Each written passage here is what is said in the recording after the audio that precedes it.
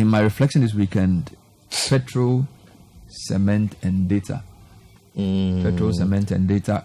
Interesting. Petrol, they are messing up my mind because, let me start with petrol.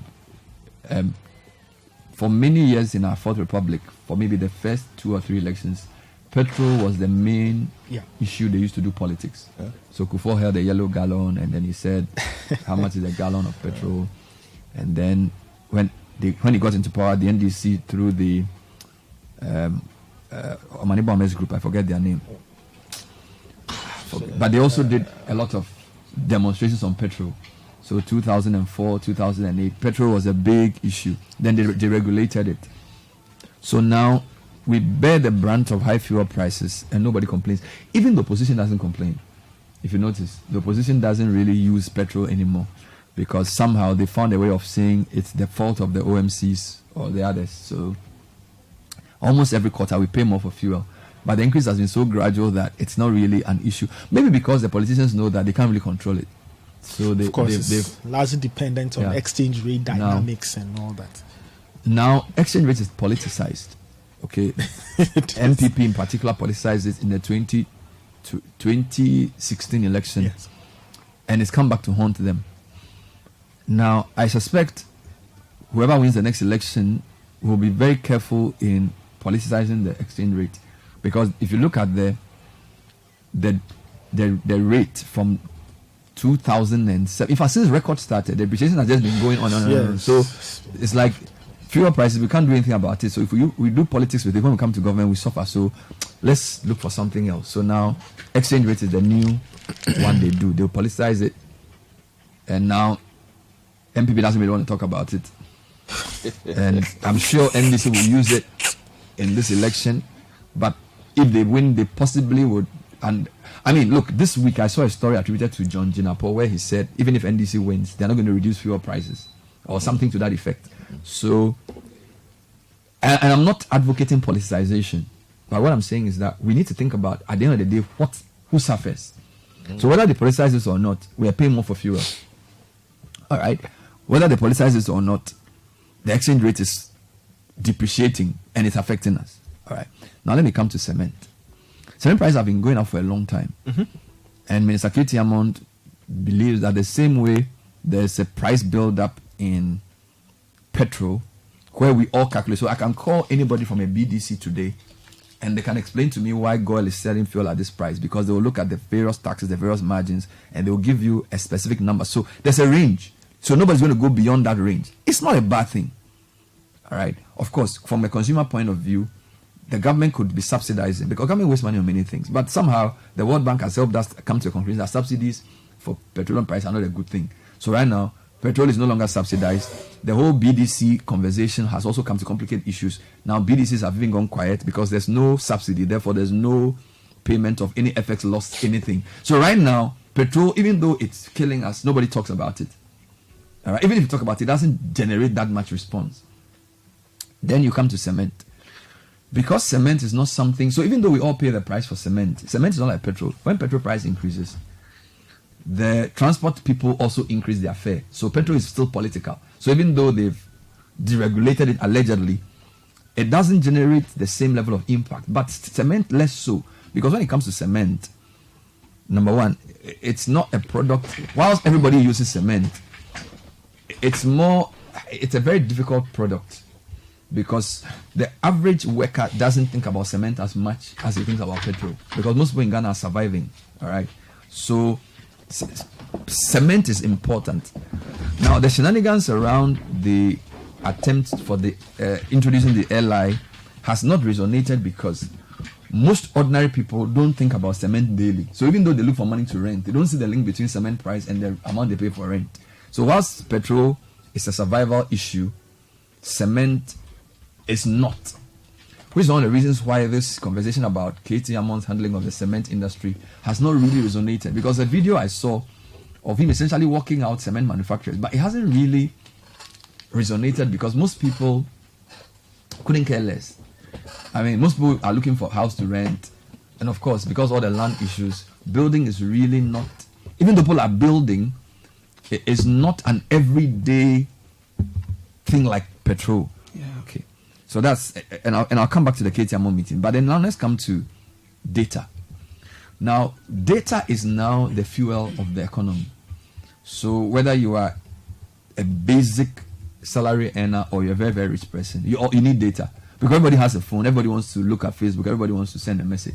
So data prices have become more emotive and consequential than cement prices. Now, I'm not here to say cement is better than data or the other way. It's not a debate about digital economy versus brick and mortar. But it just tells you how what affects people changes every decade. So petrol 20 years ago, now data. Okay. So now the most important company in Ghana, in my view, is MTN. Because they have like 70% of the market. A lot of the small companies that provided this internet did not survive. The other two don't really compete favorably yet. So MTN is MTN is a big company. So it's almost like a quasi-monopoly. The government tried to say they should not, and that's quite an interesting thing. The government said, because you are such a dominant player, don't lower your price below a certain threshold, which I thought was quite interesting. So the government was trying to say, if you lower your price, you will kill your competitor. Yeah. So again, the regulation is favoring competition rather than favoring consumers. Yeah. Because the theory says that the more you compete, the more prices come down. But because the market is skewed, instead of saying MTN lower your price, if you lower your price too much, you will kill the others. So keep your price at a certain rate. And MTN is like, well, if I keep my price at that rate, Caleb will suffer. Yeah. So the government has to make a choice between giving you lower data prices and keeping the market competitive. Now, you can't force competition like that. So if you look at what the trade minister is trying to do with cement, and then what the telcos, the regulator of the telco sector has done with the data, I don't see coordinated policy consistency. Yeah. Okay. So is government interested in having competitive markets, or is government interested in giving low prices to consumers? I'm not very clear. Because you are in a high inflation environment, and inflation is the number one number the Bank of Ghana looks at when it tries to manage our macroeconomy. All right. So how does the regulation of cement, the regulation of petrol, the regulation of data play into the overall inflation objective? So I don't see a clear policy for government. So in data, the SMP ruling suggests that the government is not as concerned about affordable data as it is about competitive telecoms. Yeah. In fact, if you look at the 5G license and the way they did it, it's the same thing. So the preoccupation of the NC and the ministry seems to be, let's have somebody compete against a dominant player. So let's stimulate competition so that at the end of the day, we will get a level playing field, which would then translate into lower prices. Now, economic theory is very difficult because, you see, the theory of perfect competition doesn't really exist in any place. At best, you have an oligopoly where there are few companies. We consumers believe that a lot of times these people even collude in setting their prices. So, for example, petroleum pricing. It's supposed to, now the argument they made in the early 2000s, I was a young business reporter, for deregulation was that if you take government out and you increase competition, fuel prices will come down. If you take the past 15 years, fuel prices have never come down. Yeah. So they sold us a competitive market for lower prices. That was not true. Never worked. Data, same thing. Let's allow competition between MTN, Vodafone, Airtel, and all of that. Let's level the playing field so data prices will come down. Data prices keep going up, and data keeps finishing quicker. Yeah. So again, there's a problem with government's economics, and there are two-pronged problems. There's no clarity in what they want to achieve, and I don't see how it links to our broader macro problems, because inflation is a result of different sectors playing together. So when you say there's inflation, if food prices are high, data prices are high, petrol prices are high, cement prices are high. Do you follow? So inflation is not a number they just manufacture. Inflation is an aggregation of what they call the consumer price index. Now, if you say at the central bank you want to lower inflation, and yet all your policies in your various sectors are increasing the prices, so whether it's food prices or data prices or petrol prices or cement prices, there is a disconnect between the real sector. So the real sector is the people manufacturing cement, the people producing data, the people producing food. That's what we call a real sector. Versus the overall oversight at the monetary level at the Bank of Ghana. So I don't see a glue. Again, this is why you need some senior minister figure, like a J.H. Mensah, to say to the economic management team that, look, our attempt at lowering inflation is defeated by the policies of our industrial sector. Somebody needs to sit in government to do that. Because this is not a finance issue alone. So this is not something for BOG alone or finance ministry alone or trade ministry alone. That's why they have the economic sector. So somebody should be able to say, look, there is the reason inflation keeps going up. Monthly inflation rose its highest in the past 3 months, last month, even though year-on-year inflation is coming down, right? Because the specific sector regulators are doing revenue maximization regulation. They are not regulating to give the consumer lower prices. And I've given you the fuel example.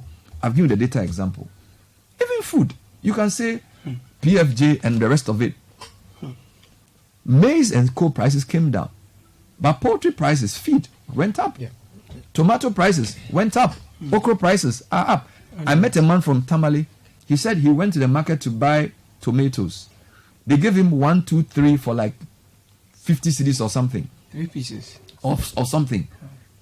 So the government's economic policy is not working because there's a disconnect between its monetary and fiscal policy and its sector-specific policies. Partly because some of these, and this is my last point, Trade Ministry, Communications Ministry, Agric Ministry, they don't seem subservient to the overall economic. Okay, so let me make it easy for you. Do you think Mohamed Amin can call Katie Amon and tell him that stop what you are doing with the cement thing? Maybe on the cement he's trying to lower prices. So maybe he is the only one who's trying to even bring down prices. Yeah. So maybe he could say, well, what you're doing is great. But petroleum, energy ministry, do you think Mohamed Amin could call Napo and say to him, your policies in the petroleum sector are hurting my overall fiscal policy, so stop? Or call Esla and say your policies in the telco sector are driving up prices? But you see, for economies that work, when a statistical service publishes inflation data, the data is the altar where you go and confess your sins, just like the market. So you take it and say, how come the CPI is showing that prices within the telco, so the drivers of inflation, you can say data, food, all right, and then you can say maybe petrol, and you can say transport. Yeah. When the Bank of Ghana governor and the finance minister meet and look at that number, they should be able to have a meeting and say, no, your policy in regulating your telco sector is leading to inflation in that particular driver. That's how it's supposed to work on paper. But the way our political system works, when somebody is appointed, in my view, from outside, they become a law unto themselves. So some of the policies they pursue within the data sector, within the agri sector, within the industrial sector, it's like everybody for himself. Do you understand? So the center is not holding. Which is why it's like, there's this cartoon I see where somebody is fetching water out of a boat, a canoe that has water in it. So he's using a bucket or a cup to fetch water out of the canoe. When he fetches the water, somebody sitting behind him uses a bucket to fetch water and pours it back in the canoe. I don't know if you've seen that artwork before. Yeah, I think so somebody is fetching, and the water is not finishing because the more he fetches out, the more somebody sitting behind him fetches in. What I'm saying is that the economic. So tomorrow they're going to read the budget. So you're going to have Mohamed Amin say a lot of nice things. We're going to increase taxes. We're going to do this, da. Increase tax. For me, you're going to look for whatever they're going to do. The real problem with Ghana, or part of the problem in Ghana, is that the real sector managers don't seem to align their policies with the overall economic and financial objective of the government. Because of the nature of our politics and who's appointed, because of the the power play that ensues because of the personalities involved. So you have a minister of trade sacking cement manufacturers from a meeting with chamber of construction industry. Allegedly. I mean, isn't it? No, we saw the video. It's not allegedly. I saw the video. Okay. Don't you think that if you want to resolve the controversial issue of cement pricing, having the chamber of construction industry and the cement manufacturers in the same room is even better? Doesn't that give you a well-rounded view? And again, I'm not saying I disagree with the airline necessarily. I'm saying that the way we manage the sectors tells me that whoever runs our economy doesn't stand a chance. Because if somebody can sit in a room with these people and simply say, either they go or I go. How many government-owned cement factories do we have? Imagine if all the cement manufacturers decide they won't produce any cement or they can't produce cement. Can we build anything in Ghana? How much does government have in Gassem? Does government have anything in Diamond? I'm not sure. So there's a real disconnect. And I know a lot of people have been tagging us online on data prices. Okay. Now, sometimes I resist the temptation of discussing specific sectors. We can do that too. But I want listeners to see the overall problem that what the people regulating the telco sector want to do is not working. Look at the way all these private people, including Selfline, what happened to them? What happened to those companies? They couldn't compete. Meanwhile, data prices keep going up in two ways. The cost of the bundle is high, but the secret way in which the data prices are going up is that the data finishes fast. So you see, they can say we've not increased data price. So they can say 300 CDs will buy you, say, 120 gig. No problem. That 120 gig data, you will use it from 1st July. By 15th July, you're left with 8 gig. And you're not increasing the usage. You're using it for the same thing. So a way of forcing you to pay more is to let the data finish quick. So they will say, oh, we've not increased the price of our bundle. Okay. Which is what regulation must do. Which is when you have things like the NCA regulating in the interest of the consumer. But the NCA and the ministry are the same. They are not, I don't think they're interested in the consumer's issue. And as a side issue, there's a new law that is trying to bring the PURC under the ambit of the Energy Commission. Now, as soon as you bring PURC and Energy Commission together, Energy Commission reports to the Minister of Energy. PURC cannot sanction ECG for not giving you a doomsday timetable because they report to the minister. And the minister says, bring your own timetable. So you see what we are doing? Everything we are doing suggests that we disdain the consumer. Because in the past 3 months of doomsday, only the PURC stood up for us. The PURC went out to say, you said 600 transformers were spoiled. Show us the locations. And they sanctioned ECG for lying. Now, there's an ally trying to bring PURC under Energy Commission. So when the minister calls the PURC boss into his office, he can read him the Riot Act. Why are we doing this? I'm telling you. Bro, that's what, yes, it has contemplated. Why? So that the PURC and the Energy Commission. So I'm saying that if you want to understand why we are suffering in terms of inflation and food prices, look at the real sector. Your telecom sector, your petroleum energy sector, your power sector, and your fuel sector, and all these sectors are being run at best with corporate interest at heart, not with consumer interest at the center. So we need a well-functioning consumer protection law, and then we need synchronization between what the government says they want to do at the macro level and what the people who run these small transportation. If you want to lower price, create variety. There aren't enough options for the public. So the reason why transportation costs will be high in the inflation build-up is that people don't have a choice. Trotros are the basic things they use. So when the trotro drivers raise their prices, there's no real competition there. There's no real quality service there.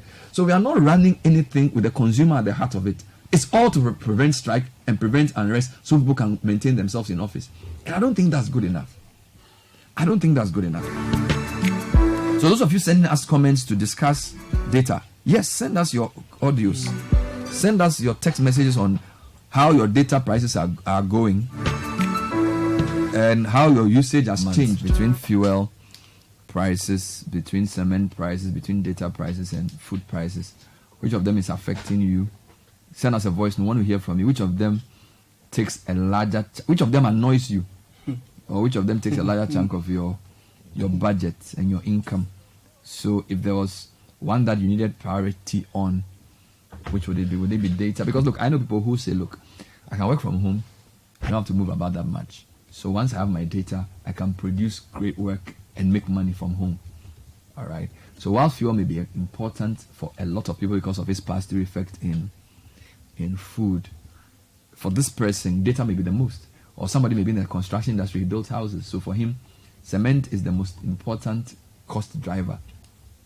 Of course, somebody may be an Uber driver who will say both data and fuel, because he needs the fuel to move the car, but then the data because he also needs to be online, and that's also part of it. So which of these price increases would you say has affected you most? Send us a voice note, 054-998-699. And by the way, those of you who are saying that your data has been running out more quicker than you expect, explain it to us so we can understand and know how to put it. All right, so somebody wants me to add the electricity charge to the 5.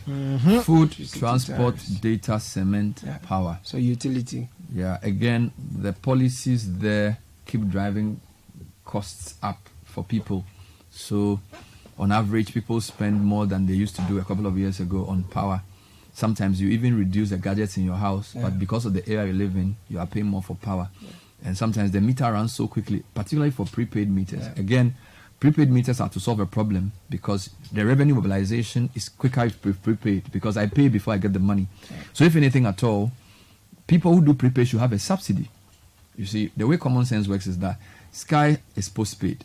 So I have to travel to Sky's house to give him a meter, to give him a bill. And then Sky decides when to pay me. So the cost of retrieving a megawatt of power from Sky is higher than that for Nathan, because Nathan has already paid you. But what do we have in Ghana? People who do prepaid, in my view, and I stand to be corrected, they seem to pay more than people who do postpaid, generally speaking. How does it? So the policy, it doesn't make sense. You know, let's listen to some comments. I don't know. Okay, on that point, let's take some of the comments. Jeffrey in Domain says the cost of data is through the roof these days. It makes absolutely no sense to say that MTN should increase the prices of their data services so others can compete. Why not admonish the other telcos to do better? This whole nation is in shambles. God really help us out of this situation. Sky, the point was that MTN was asked not to lower its prices below a certain point. Okay, this one says, please, Bernard, add electricity to the list. Well, he has done that. Good morning, CBS. Digitalization. How do you champion this agenda and make data expensive at the same time? How would it work? Well, that's an important point that you're raising there. This one says, good morning, team. The only reason the consumer is not cared for is because those who take the decision are not affected by the decisions they make. They have too much freebies in the name of allowances, such that they just don't care for the consumer, until those who are supposed to serve us, live like us, will continue to remain in this quagmire of the consumer always suffering as a result. It's coming in from Possible Ike in Helsinki in Finland. This one says, good morning, Bernard and team. You just hit the nail right on the head. The government policy in the telecom sector, where the MTN can charge lower prices, as well as the policy in the petroleum industry where OMCs are given price floors, is unthinkable. But dig deeper into the situation and you would understand that personal interests are at play here. Check data from the Tema port and you would understand that instead of the BDCs importing refined products, the government through BOST and Go Energy are the ones doing the importation. Hence the price floor is meant to enhance their profits. Check for yourself. It's coming in from Kwesi Aqua in the Sakumono area. Oh, that's a lot of allegation. This one says, good morning, Bernard and team. But that makes sense, right?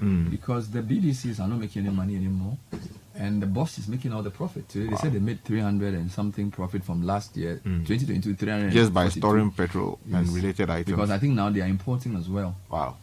Meanwhile, Tema Oil Refinery is there, not doing anything. And they have an MD and workers who are paid every month. I see. They are now an exalted tank farm. Terrible. Good morning, Bernard and team. As for the data issue, we need to make more noise about it. We are suffering too much in this country. I bought 30 GB for 138 Ghana cedis on July 7th. The data were, finished just yesterday. It's really scary. It's coming in from 30 gig. Yeah, that's right. 30 GB of data, yes. And July 7. Mm-hmm. And today is what? 22. Yeah. So 3 weeks. So in 3 weeks. What was he doing with the data? We need to understand the context. There are so many people who have this similar story that saying what were they doing with it, for me, it doesn't answer.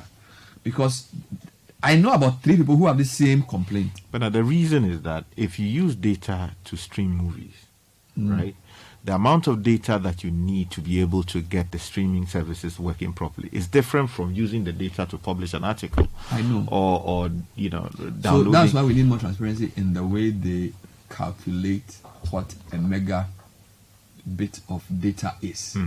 Okay.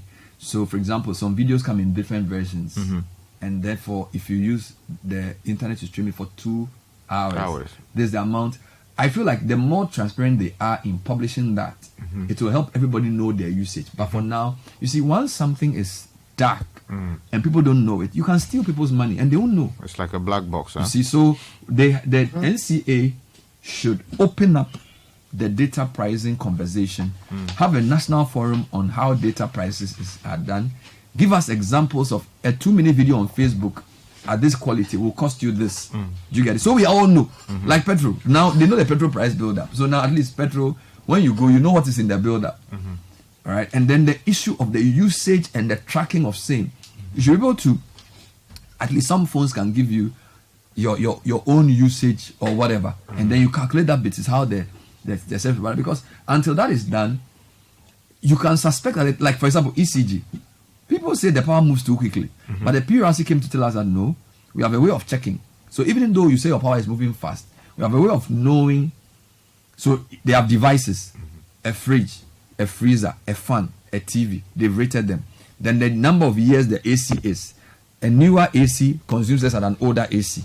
All these things are done. So when you go to Energy Commission and say, or PRC and say, look, I bought 50 CDs and it went out, it finished in 2 days, they can check it. Can the NCA do the same for this guy who will take your data and say, in the past 21 days, this is why your 30 gig finished? Can the NCA do that? That's the question. This one says Telecel fixed broadband. Telecel fixed broadband has not been working for the past 2 weeks. In which area is this, please? You can update us on the situation. And no explanation has been given to, because I do have Telecel broadband. And it works? It works. Mine also works. Okay. So please get out there. Hello, Bernard. This is Robertson. Can you imagine MTN data bundle that gave out 50% data for the purchase of bundle through the app is now being given a 7-day deadline? It used not to be so. Really, the service is just too slow. So I think this is the bonus. So this is a bonus data they give. So you can buy data *170 hash and get your data. If you use the app to purchase it, they give you a data bonus, which you have to use in 7 days. Which would I don't think that's wrong. Because the real data you buy does not expire. Okay. But the bonus on it, so they want to encourage people to purchase from the app.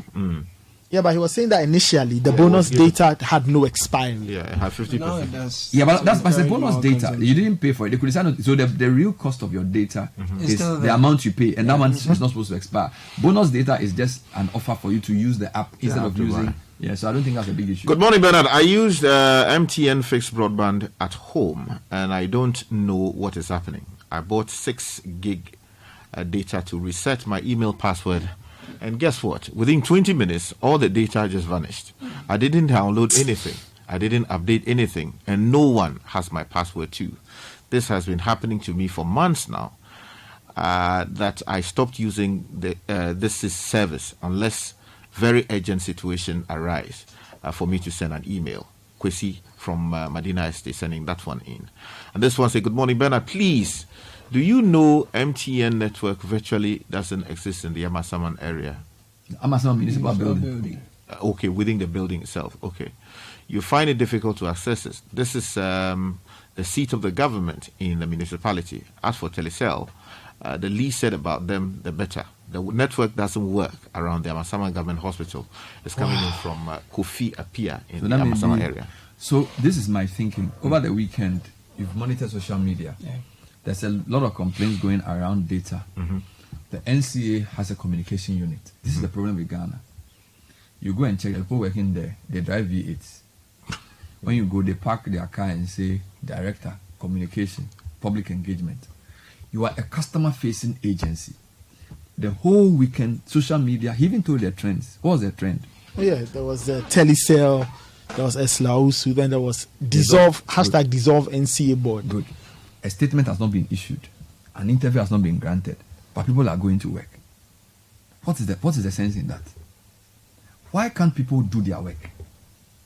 Even if you can't monitor the data to tell us how much, whether they are cheating us or not, even acknowledge. Do you get me? Acknowledge the angst. You are not. Well, yet you go to work. Well, there's something that's published a few minutes ago from on their what do you call it? Website or Facebook page. Facebook page. So 12 minutes ago, actually. Thank you. So that's around 8:19. It says public information concerns on data pricing and SMP. And it says that the print is some way, but it says the National Communications Authority (NCA) has taken note of some public concerns, especially on social media, regarding high internet data pricing and the declaration of MTN as a significant market power (SMP). Now, the NCA understands the concerns of consumers. As the regulatory authority for the communication sector, the NCA is entrusted with the responsibility of upholding fair competition and safeguarding consumer interests within the telecommunications industry. Therefore, the classification of MTN as an SMP aligns with the NCA's mission and fulfills its mandate. Now, it is important to note that the SMP classification is not intended to punish or stifle MTN's operations, but rather to ensure a level playing field in the market and protect consumer choice. By implementing measures such as asymmetric interconnection rates, tariff parity, and technology neutrality, the NCA aims to promote competition, encourage innovation, and protect consumers' interests. These measures enable other operators to compete efficiently, offer sustainable pricing, and invest in improving their service quality. Furthermore, data from a report published by cable.co.uk and reviewed by the authority as part of a regular billing monitoring exercise ranked Ghana third in Africa as the country with the cheapest cost pricing for mobile internet data and second in the West African region. The report can be downloaded from this particular link, so the link is provided. Now, the NCA wishes to assure consumers that it will continue to work closely with all relevant stakeholders, to ensure reliable internet access. It is issued by the National Communications Authority, number 6 Airport City, Accra. All right. Good one there, but it's not enough. I have 2 points to make on this issue. The statement, whilst it acknowledges the concerns, I think it overemphasizes the MTN SMP concern. Issue. That's not the issue. Yeah. Data services quality is poor, and people's data bundles are finishing quicker than they used to finish. Okay. Now you can construe that to mean that data prices are high. So if somebody has done a comparison of data prices across the sub-region and says we are the second lowest in West Africa or third in Africa, that is neither here nor there, because price comparisons are dollar denominated. Now, your currency has depreciated worse than most currencies apart from Nigeria in the past 6 months. So if a data bundle costs $10 on average, for Ghana, it may have increased from 100 cedis to 150 cedis because of currency depreciation. Do you understand? So even though it's still $10 in Ghana and maybe $9 in Togo, the fact that that $10 in Ghana is more expensive is because of depreciation. So we need to acknowledge those local nuances. But more importantly, does the NCA tell us if they regularly monitor or do this mystery shopping of checking how the data usage goes? Because the main issue here is that people's usage has not changed, but the depletion of the data has increased. Now that is also a cost. So you can say, let me give you a real example to make it easy. So I don't think NCA statement, which is why you see statements are great, interviews are better. Somebody says, Bernard, I use MTN fixed broadband and 195 gig used to last me 3 months. All right? It's now lasting only 1 month. So if that 195 gig is say 200 cedis, it means every 3 months I use 200 cedis. If that 195 gig lasts only 1 month, it means I have to spend an extra 400 cedis within the same 3-month bracket. So data price has not changed. My usage cost has changed. All right. So the NCA statement is, in my view, not enough, and it also does not address some of the key issues being raised if you really read the complaints of the consumers. Which is why I want people to tell me, listen to the complaint of people and tell me whether this statement you read addresses it. Bernard, I have the same issue with my data consumption. I use MTN fiber broadband, 195 gig. Previously last 3 months, it lasts for 1 month. My consumption has not changed. MTN needs to tell us what's happening. There are more comments like this. There are audio voices saying the same thing. And your statement says SMP, MTN, something. Is that really the issue? People say the telcos are not being transparent in their pricing, and they are also not explaining why their data is finishing early. SMP is just one issue. Do you understand me? So come again. Honestly, come again. Let's read more comments. Okay, let's take more comments. This one says, Bernard and team, everything is expensive in this country these days. You pay for water, you don't get it. You pay for roadworthy certificate, you don't get a road. That is car worthy. Okay, that is car worthy. Nothing is being controlled in this country. Now it looks like we are on our own with no leaders at all. It's such a shame. It's coming in from Senyo in Community 25. This one says, good morning, brothers. I'm a teacher and I use teacher bundle. Oh, really? There's something like that? A special offer given to teachers. Of late, the rate at which the data runs out clearly shows something is not right. They continue increasing the price and reducing the quantity they give us. But the worst is how fast it runs. Oh God, please save us. Horses from Apollonia. More comments are coming in. This one says, good morning, CBS. I'm facing a frustrating data issue. When I purchase 1 gigabyte of data, it depletes as quickly as if I had bought only 50 MB. Oh. Additionally, I recently got a new electricity meter 3 weeks ago. Okay. Despite using only 7 bulbs, a fan, an iron, and kettle, I find myself spending some 100 Ghana cedis on electricity every week. That's crazy. I spend almost 500 a week. That's about 2,000 Ghana cedis. 2,000 Ghana cedis. Yeah, the new meters. Charlie, Hey, it's faster than Usain Bolt. Which is why periodically the PRC must come out and tell us how because the meters are even. I'm not sure they are all calibrated the same. hey. There has to be even calibration. You know we have about 15 type of meters in the market. We've had Nathan did this to me. And that kind of all There are those like meters may have 25. issues with different. So like there's no. So the regulators are not able to regulate in the public interest strongly. They are not. Procurement, no. Read more comments. Okay, Ben and team, I bought power for 3,000, decided not to use my AC in order to save money. So that, in order actually, we wanted to say, to save money, so that my power can take me for some months. To be told, it took me for some months and I was happy. Just when I got to ECG to buy power again, they told me that I owe for the number of months I didn't come to buy their services. Ben, that also accumulated to the tune of some 50 Ghana cedis. They took it out of my new purchase. Ben, can you bring them to come and explain? Because I know I'm not alone in this particular situation. It's coming in from Junior Blay, who is listening to us in Community 25. So It's interesting. yeah, he says he paid for 3,000. 3,000. Yeah, that's good. Advance payment. So he bought power Long and term. he used it for a number of months. Yeah. When he went back to buy the power, they told him that he You didn't buy the previous Yeah, month, so you should come and buy. But it's not by They're force that charging you should him. come every month to buy. that's like Yeah, so there's some issue there. Hey. You either have exhausted what you bought and therefore go back to buy, or you have not exhausted it, so you still continue to use the system without having to go and top up. So there's some issue there. The ECG would have to explain that. My good friends, basically, you must be friends with your vendor. Every month you must go and see the vendor. No, that's wrong. Better make it for people with the data consumption problem. I purchased 210 gigabytes on Telecel, and it all ran out within 2 weeks. 210 gig. Yeah, that's a lot of data. But said it ran out in 2 weeks. 2 weeks, yes, that's some way.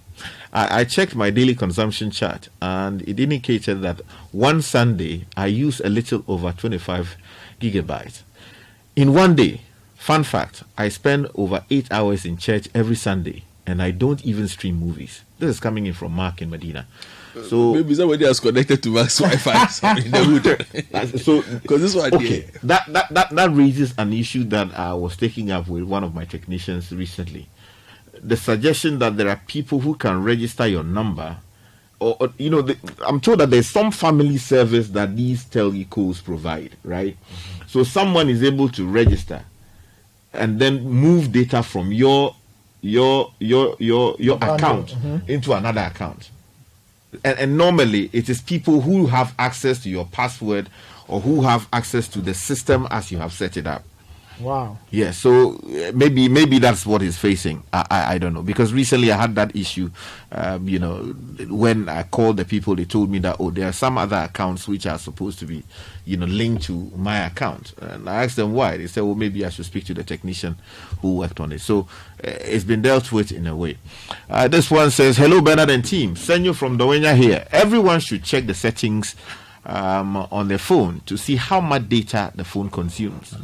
And by which app. We know these things. So these things is no, you're not children. This thing we know it. Look, me on my phone, my data finishes much faster for the past 1.5 months. Even when you I have disconnected all those things. You see, people shouldn't make it look like, because of digital illiteracy.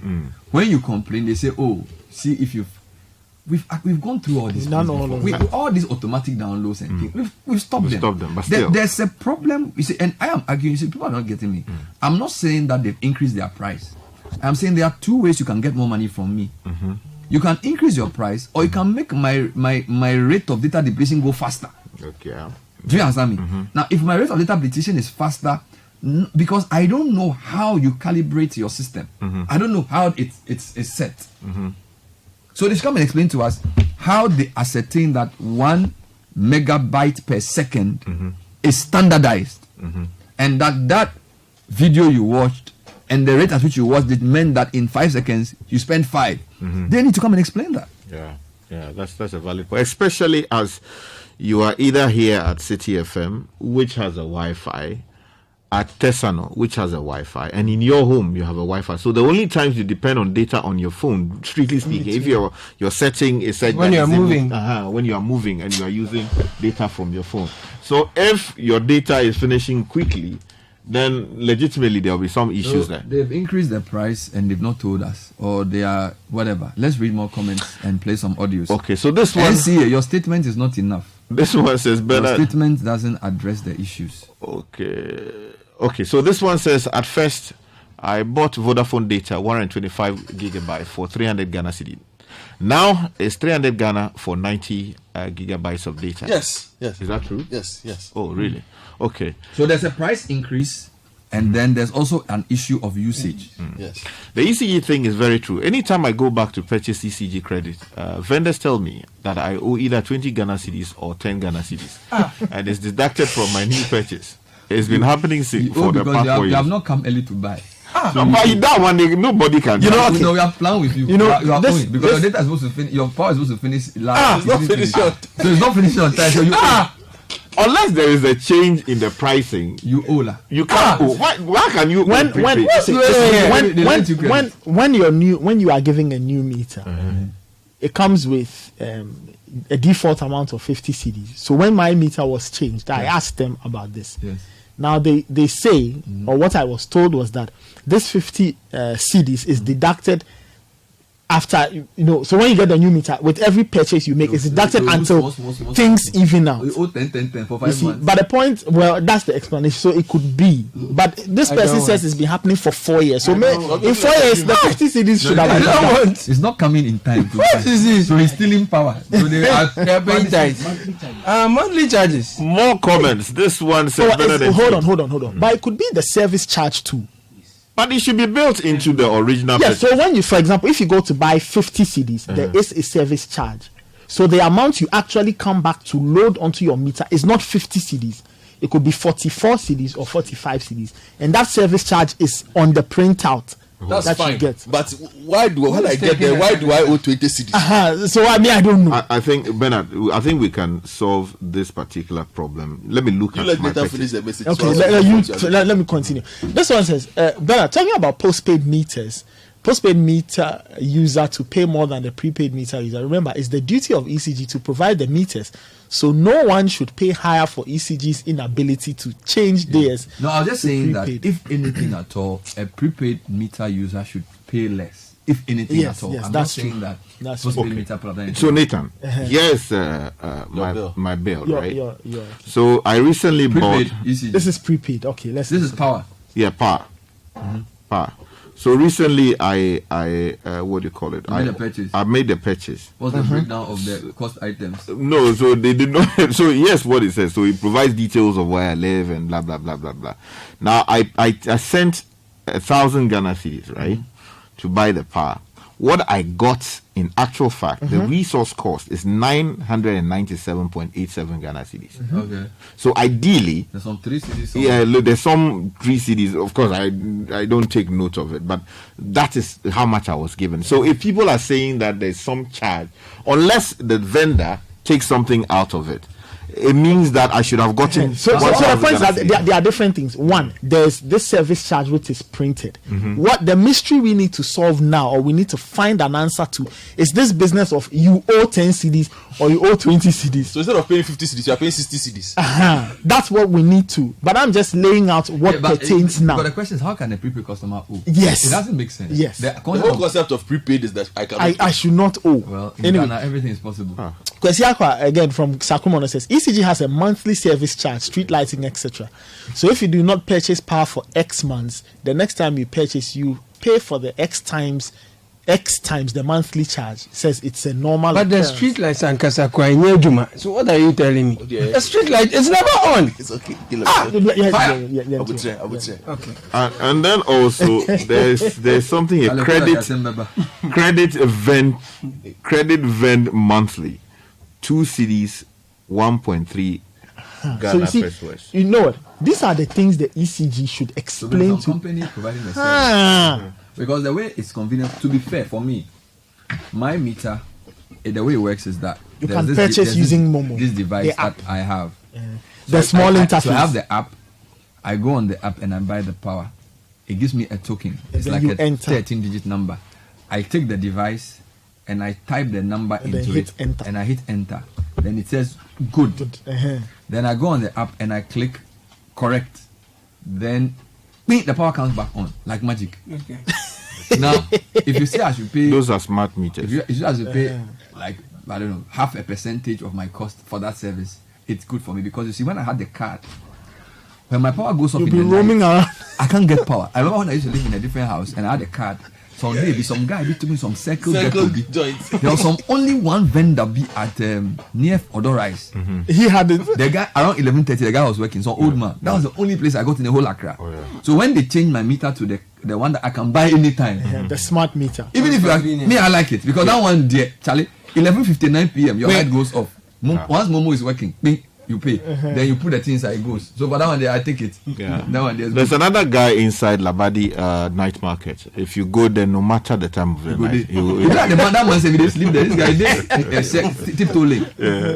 Charlie, you even know that's a ECG vendor there. But the queue. Everybody knows where they buy their thing. And this one says, "Good morning, bros." Yeah. I think we've read this already. All right.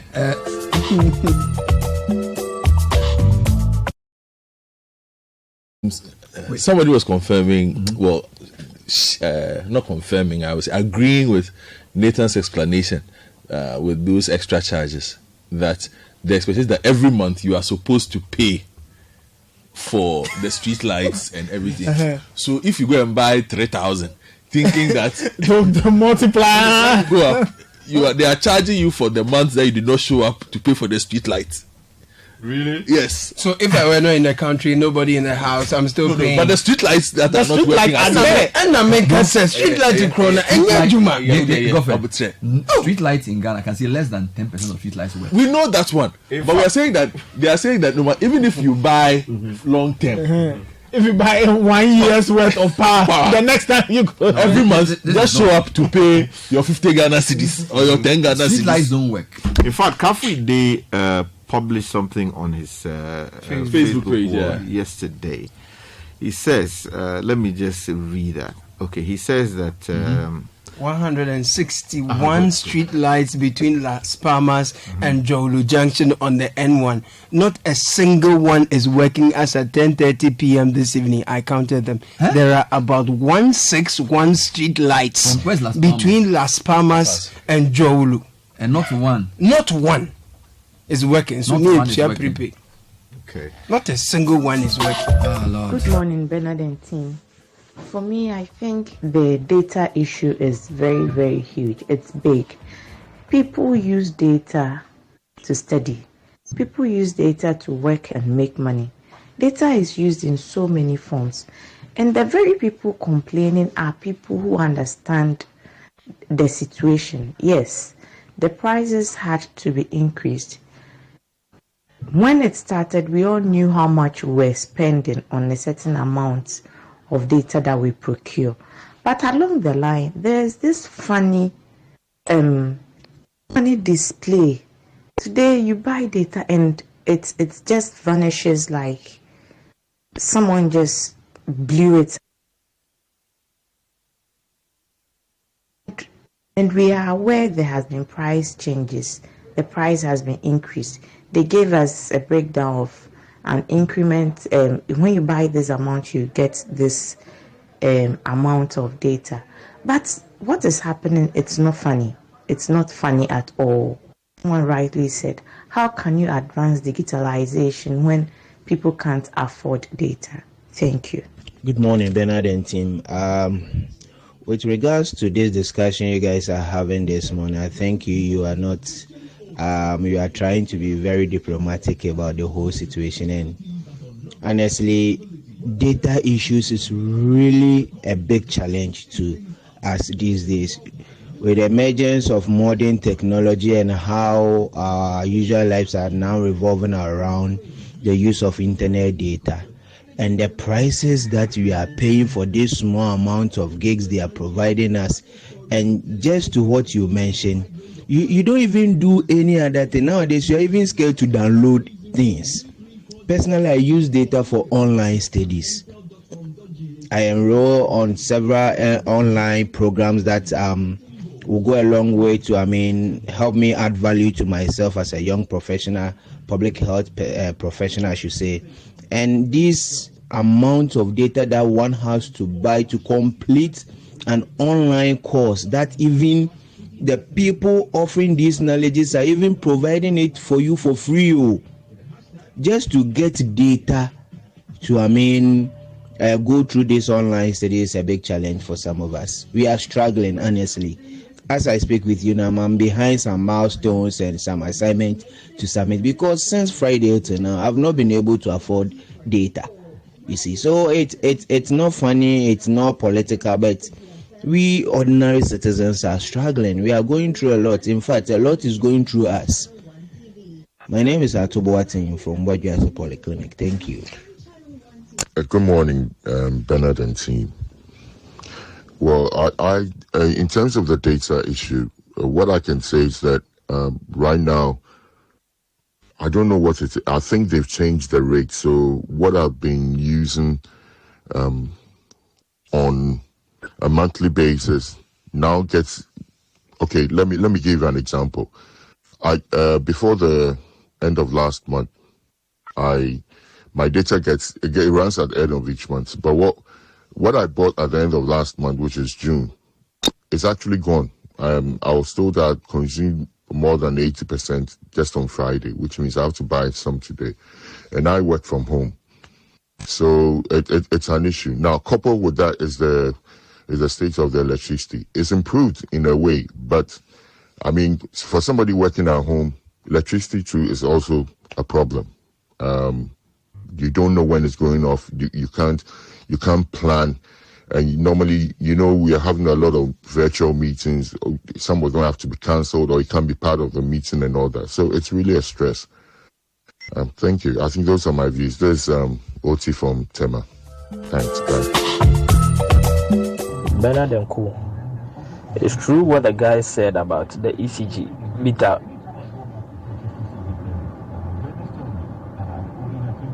I do buy between 200 to 300 Ghana cedis, and it takes me, without air condition, about 2 months. When I'm reloading again, the same 300 Ghana cedis, I don't get the 300 Ghana cedis. It reduces. I inquired from ECG. They told me the same thing because I didn't purchase in the previous month. So they mentioned they gave it a weird name. So I didn't get the same 300 Ghana cedis again. It's some way. I asked him why, and he couldn't give me any better explanation. Secondly, with this telecell broadband, I have a fixed broadband in the house. A month, it used to be 300 cedis. Right now, it's 330 cedis for 210 gig. My family is in Winneba. Over the weekend, I was in Winneba, and I came back yesterday, only to realize that my data has finished. I checked my data usage. I realized that Saturday, I had consumed almost 24 gig. Meanwhile, Saturday, I was not in Accra. I live in Bawi. I was not in Accra, so how come almost 24 gig data usage whilst I was not in Accra? This issue, dear. This is Kwamina from Bawi. Bernard, I think that this guy who said he has been billed after buying some 3 months prepaid, and then later on he said, I think it's a service charge. Every month you pay service charge. So if you buy a particular amount, that makes you skip about 3 months. The service charge or the service charges will still be there for each month. I think that is the issue. Hello, Bernard and team. This issue of the monthly charges or being told that you didn't come to buy, personally experienced one. I went to the merchant and I was told that they have a monthly service charge of about 20-something cedis. So if you don't buy in a month or two, it accumulates. Anytime you go there to buy, they deduct from your amount you are coming to buy before the remainder is loaded for you as your prepaid credit. Bernard, good morning. My name is Ben. Among these four, what annoys me most is the fuel prices. And it annoys me because one of the major factors that lead to increase in fuel prices, which is the exchange rate, is something that our government gave us so much hope of stabilizing it, that they spoke a lot about what they are going to do to stabilize the exchange rate. But their inefficient policies have woefully caused so much depreciation of the exchange rate, to the extent that even when fuel prices go down on the international markets, we in Ghana, our fuel at the pump, the price go up because, the exchange rate keeps going up. And that so annoys me. For data, I mean, it goes up, it's expensive, all right, but at least I take solace in the fact that the internet speed is good, especially for MTN. Sky and team, good morning. As for this data issue and the kind of explanations they give out, it's almost as if the people talk down on us, you know. They make it sound as if we are so illiterate or we have no idea of how our data is being used or has been used over the years. Some of us have been on the internet since 2007, 2008. We are conversant with our data usage and how it runs. So obviously, even if or when we cannot put, you know, a number to how it is going, we feel it when it goes. So they should stop, just like how Bernard is saying. They should stop talking down on us. They should stop making it look as if we are incapable of ascertaining an increase in consumption, even when we don't have numbers to back it. And they should give us a clear plan or a clear and transparent rate of use. That is the only way. But to tell us, turn this off, have you turned this off? Why should we turn it off? If the thing was on before and we were buying 10 CDs and it lasted for 5 days, and it is still on and we are buying 10 CDs and it lasts for 3 hours, what is the essence of turning the thing off? Has it not increased? So please, they should give us a transparent rate of use or rate of usage or whatever it is they call it, so that we can monitor it ourselves and track it. Thank you and good morning. Working the lines to get I want Sky to read the NCA statement again. Listening to all that people have said. Has anybody? No, so you read the thing they sent. Okay, Sky. And see if they address the issues. Okay, so the NCA issued a statement barely an hour ago, highlighting the concerns that people have expressed over the weekend. So the statement dated the 21st day of July 2024 says the National Communications Authority, NCA, has taken note of some public concerns, especially on social media, regarding high internet data pricing and the declaration of MTN as a significant market power, which is SMP. The NCA understands the concerns of consumers. Now, as the regulatory authority for the communications sector, the NCA is entrusted with the responsibility of upholding fair competition and safeguarding consumer interests within the telecommunications industry. Therefore, the classification of MTN as an SMP aligns with the NCA's mission and fulfills its mandate. It is important to note that the SMP classification is not intended to punish or stifle MTN's operations, but rather to ensure a level playing field in the market and protect consumer choice. By implementing measures such as asymmetric interconnection rates, tariff parity, and technology neutrality, the NCA aims to promote competition, encourage innovation, and protect consumers' interests. Now, these measures enable other operators to compete effectively, offer sustainable pricing, and invest in improving service quality. Now, furthermore, data from a report published by cable.co.uk and reviewed by the authority as part of a regular billing monitoring exercise ranked Ghana third in Africa as the country with the cheapest cost pricing for mobile internet data, and second in the West African region. The report can be downloaded from this link, and the link is provided. Now, the NCA wishes to assure consumers that it will continue to work closely with all relevant stakeholders to ensure reliable internet access. Now, the question is whether this statement responds effectively to all the concerns that people are raising. Basically, what the NCA is telling you is that there's no problem. Everything's okay. Yeah, that's what the NCA has just told Daniel. There's no problem. But people were complaining about the rate of exhaustion of their data. But NCA didn't address that. Yeah, they did. You see, NCA addresses that in the 7th or 8th paragraph, where it says that according to cable.co.uk, pricing is okay. Fine. Because it is price and the speed of usage that we are complaining about. So far as they are concerned, and admittedly, the ranking that is put out by cable.co.uk is considered the standard don't you think in they the space. Separate the issue of depletion of data from pricing? I agree with you. So that they can say on pricing, these people say we are the third least expensive, or third most expensive, third whatever. But then on the usage, yes. And then to tell us what system they put in place to ensure that they are able to track it. Which is the point I'm about to make, in the sense that it's like it's like me during the Ghana exam BEC.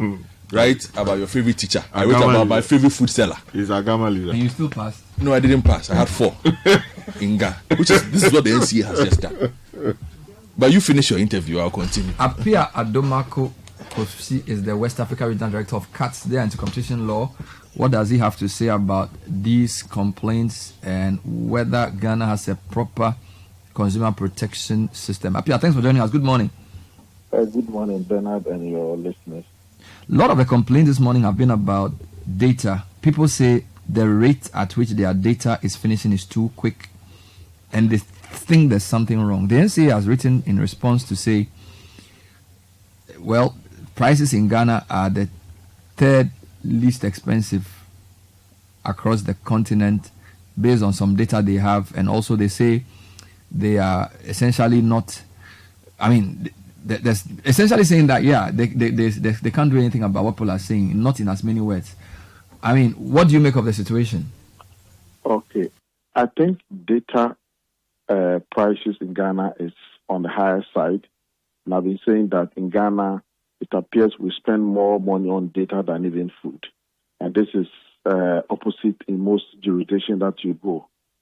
And the NCA declaration of MTN as a significant market player has also resulted in this way, in the sense that MTN has to price higher, and then the other players like Airtel, Tigo, AT, and then Telecel will also move in tandem. Yes. And for me, I think that we need to revisit the thing again. Last week, for example, I had a 7 GB data on my phone. I stepped out within 30 minutes. All the data had left my phone. There was no. I didn't do any streaming, and I don't know whether NCA can start monitoring some of these complaints. It is very bad for NCA to rubbish this complaint. I think that they need to start looking into it so that consumers can get value for money. Well, they address the price issue, but don't talk about the usage issue. The question to you is the rate of exhaustion of your data a price issue, or it's more a billing issue and tracking? It is not a price issue. It is more of a billing issue. And I think that NCA should be able to put themselves, their resources into the telcos and start checking to see whether the data is running faster than it should. Because in the past, people were buying 10 GB data and it could last for, let's say, 2 weeks or a month. But now the same data that you buy doesn't last for the duration. It means that something must be going on that NCA needs not to rubbish the claim, but they need to start investigating to see whether the telecom operators they have increased the accounting rate for data. But Apia, if you used to buy 100 CDs and you used to get maybe 20 gig, and now 100 CDs can only buy you 10 gig, you will say, I bought the same 100 CDs and my data finished quicker. But it's because 100 CDs can only buy you 10 gig. So maybe the rate of your exhaustion is actually a pricing issue. But because most people think in CDs and not in gigabytes, they don't understand that their data is finishing quicker because the price has increased. You get me? Because if the amount you pay is how you think about your data, but if the price has increased, 10 CDs only buys you a certain amount, which will finish quicker. So maybe it's a pricing issue, but it's manifesting as a usage issue because people don't understand what a gig actually means. They know what 100 cedis means, but I don't know what 20 gig means, because 20 gig is not something you can put in a jar and measure. But 100 cedis is what you know. So when price changes, the only way to know your price has changed is that your data will finish faster, because 100 cedis can only afford a certain gigabytes. I don't know if I'm making sense. Yes, but then when I buy 10 gig is a standard. And if 10 gig was taking me for, let's say, 2 weeks or let's say a month, regardless of how, of course, if 10 gig was, let's say, 100 Ghana cedis, and now 10 gig is, let's say, 150 Ghana cedis, I still want to be able to see that the 10 gig that I am buying is taking me through the length that it used to be. So I think that NCA needs to do something about it, so that, consumers will not be fleeced by telecom operators in the country. Does the PURC on the power sector have a system that lets them know if you are being overbilled or not? Because I remember raising a point on it one day around my ECG credit, and somebody from PURC said there's a way they will know if somebody is being overbilled or not, because there's a reckoner. They call it a reckoner that they use in checking your usage. I don't know if this is true. If it is this something that the NCA should also adopt in data pricing? Yes, the PURC, power consumption is in kilowatts hour.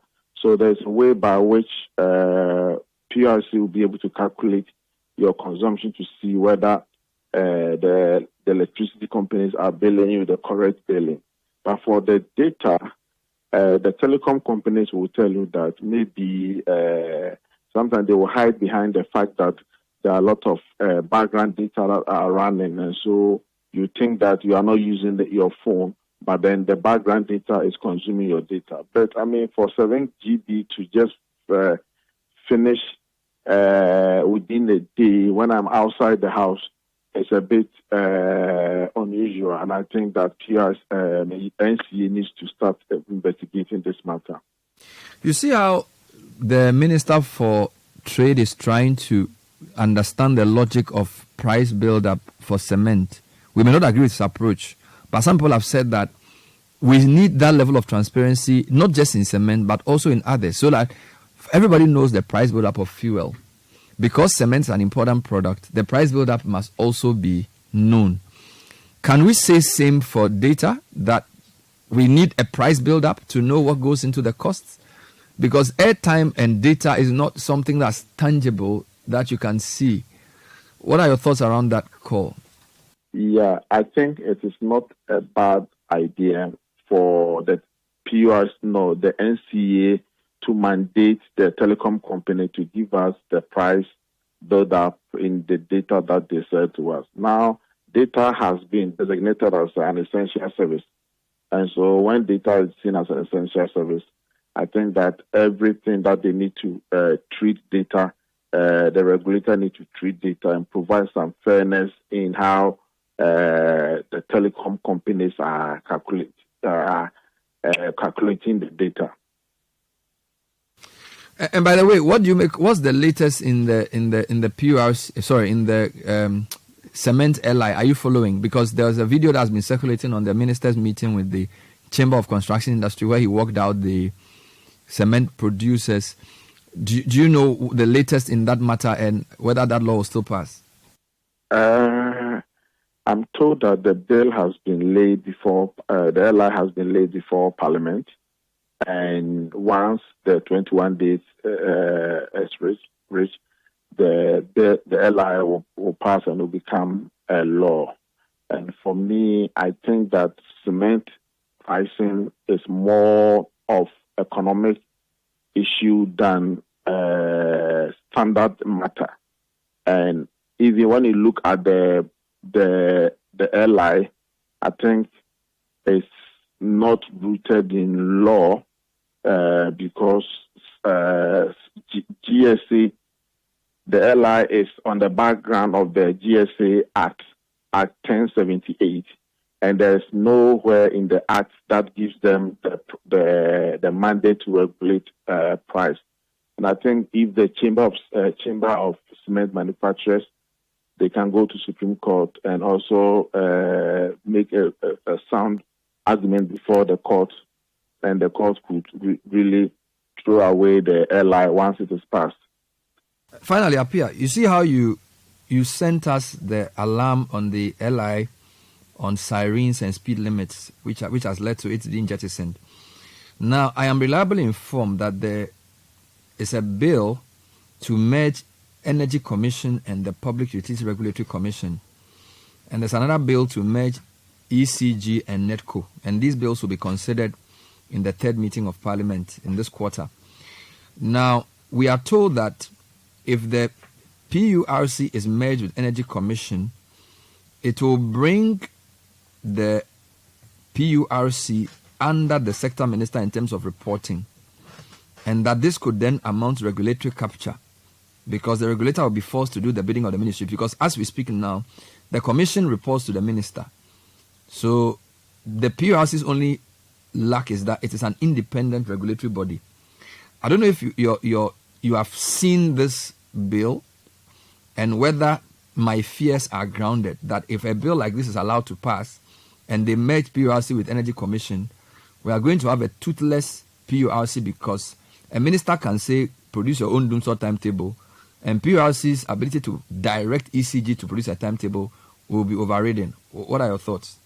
Yes, I think there is a good reason for the two agencies to be separated, because PURC is economic regulator of energy and water, whereas Energy Commission is a technical regulator.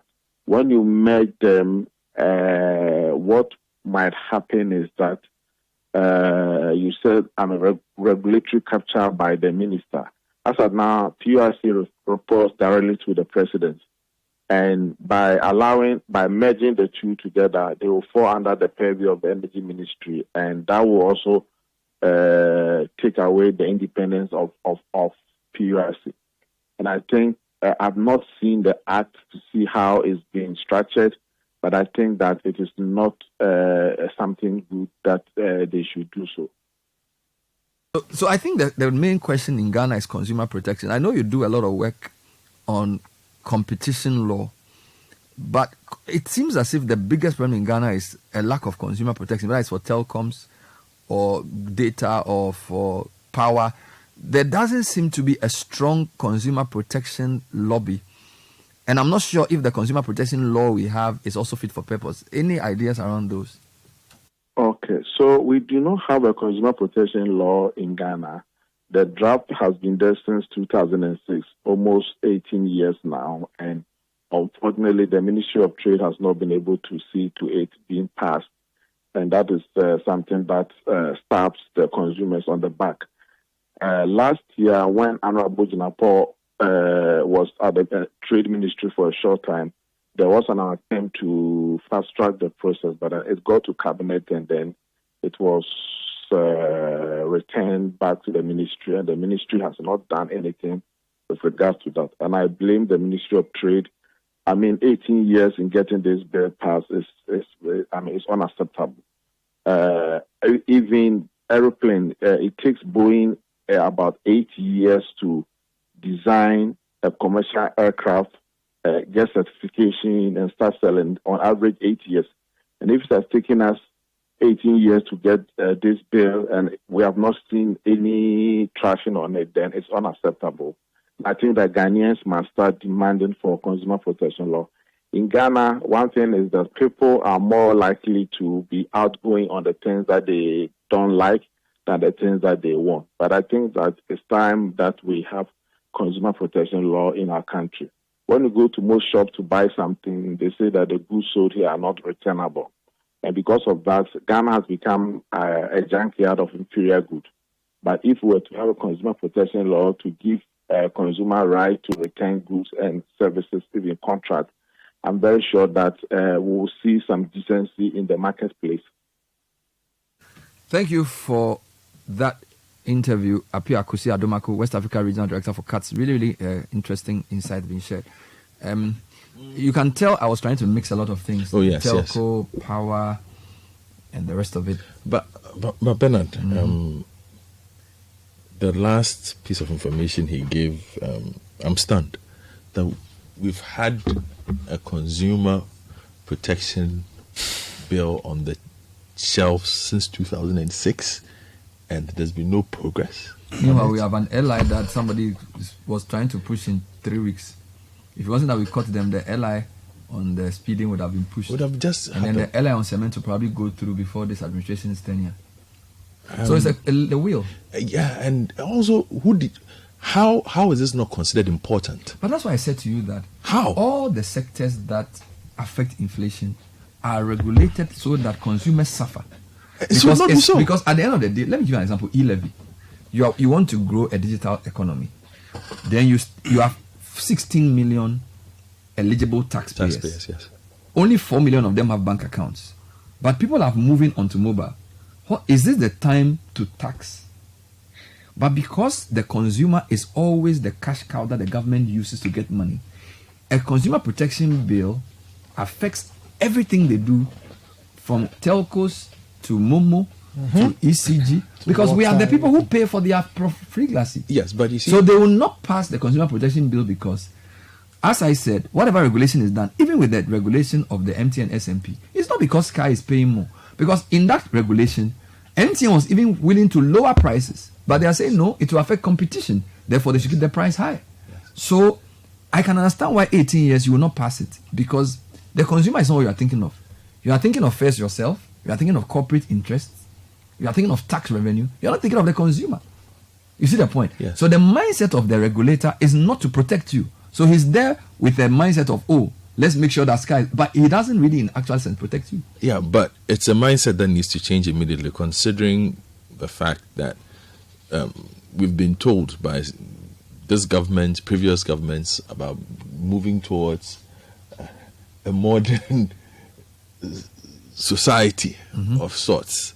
How do you move towards that agenda without a consideration of consumer opinions, without a consideration of without a place where consumers can fall back on when they are in danger? You understand? So, Honorable Katie Hammond, after your actions over the weekend, perhaps you can get into people's good books by working on this, because we do need consumer protection. Consumer we need to know what is law. inside, by the way. Yes. Of course. But if it comes back to the on top of the to-do tray, of course, then we will know what is in it. So please, they should do something about that one. And anyway, it's okay. You don't believe this, because this attempt to push PURC. And then I'll touch it later. Yeah, we'll deal with it. It will come up in a full when the bill is out. Apia said we need a consumer protection law. Can we now start coalescing around pass the consumer protection law? So this is what we can do. We will find the law. We will find the bill, see what's in it, and then we can do 21 days of advocacy on the consumer protection law. I think there are some things we need to fight for, whichever party we support. The consumer protection law, 18 years in the working, is not good enough. It's again one. You see. It's one of the things that shows the disconnect between the public and the people who are in charge. It's like the siren and speed law. Yeah. Consumer protection is, look, I bought an external drive when I was in the UK. It's like 2009. And for some reason, there was something not working with it, like after 2 weeks. And I bought it via Amazon. So I go online, and they said I should just envelope it and send it back. They sent me a new one. I bought a Sony Vaio in the UK. It was working for like a couple of days. I realized that the disc wasn't playing. Even everything was working, but the disc wasn't playing. I made a complaint. They actually gave me my money back. They gave me my money back. So this is 2009 UK. We are in 2024 Ghana. You enter a shop and they tell you that goods sold are not returnable. No warranty laws exist. We are producing a lot of lawyers in Ghana. I want lawyers to start helping us sue people. Lawyers, like we need to start suing. Yes, like sue the hell out of them. That how can you go and buy something and they have the nerve to tell you that goods sold are not returnable? Which country? Yeah. 18 years of consumer protection. So, Sky, please help me mobilize legal people to push the law and then social advocacy around this nonsense of goods sold are not returnable. Ghana is not the only country that has citizens who can steal. So you can't tell me that goods sold are not returnable. In every country, goods sold can be returned. Because when you sell a good, you have a contract with somebody that the good has certain specification. And there are some goods you cannot know until you see it or use it. So these goods are not returnable. It's complete disdain for consumer protection. And lawyers must help us start suing these companies in chains. And we should sue them for damages that will let them understand that you cannot take us for granted. And then let's organize education on the consumer protection law. That law cannot sit in our books on our shelf for 18 years. Trade ministers have gone and come. Consumer protection is not protected. Or have I said the right thing? So find the law for me. There's a bill. Whatever it is, find it. Bernard, you know when you spoke to one of the deputy finance ministers recently, he talked about the fact that government is eyeing taxing businesses done online. People are creating wealth, revenue through content creation on social media and all of that. So they are eyeing taxing that place. That place. Meanwhile, data is expensive. To take his eye from that place. We are not thinking about how to, and if you look at the conversations the flag bearers are all having, they are talking about creating jobs through digital. Meanwhile, they are eyeing. Internet's not the job. The thing is costly. They are eyeing taxing. And they are eyeing taxing that thing. They should remove their eye. You understand? Tomorrow is a budget. I'll be looking through well.